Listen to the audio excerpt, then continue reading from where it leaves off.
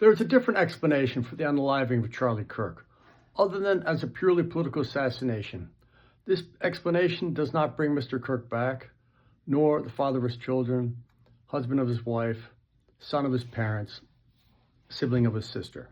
But it is an alternative to a purely political assassination as was suffered by MLK, JFK, and Robert F. Kennedy. There was a report that the accused was raised in a religious family with solid parents in a loving household. His religion held, like most major world religions, that a man may grow up to marry a woman and raise a family, or a woman may grow up to marry a man and raise a family.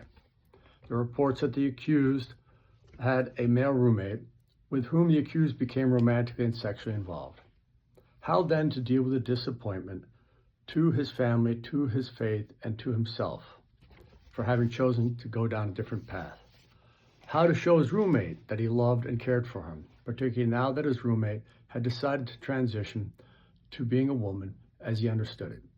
If the accused were to strike out at a person who brought up the damage that puberty blockers and medical procedures do to a person with gender dysphoria, then the accused would be acting in solidarity with his roommate. At the same time, the accused would be showing his roommate that the accused was breaking with his religious upbringing and his traditional family.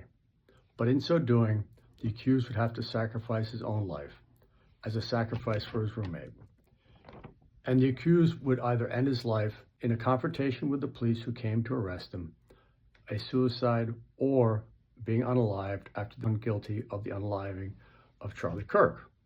This is not like a Greek tragedy where a protagonist in high standing suffers a downfall. Nonetheless, it is a tragedy for Charlie Kirk, his family, his wife. This different scenario shifts the analysis of Mr. Kirk's unaliving as not a purely political assassination, but one rather mixed up with an idealistic young person, who are usually more idealistic than the rest of us, and seeking to show his allegiance with his roommate, separation from his past, and an opportunistic assault on Charlie Kirk, who happened to be in Utah, whom the accused saw as an other from himself, thereby blinding him to empathy for Mr. Kirk, a fellow human being, and the fact that Mr. Kirk is allowed to have differing opinions, and who was also a father, a husband, son, and sibling. God bless Charlie Kirk, his family. God bless America. Thank you.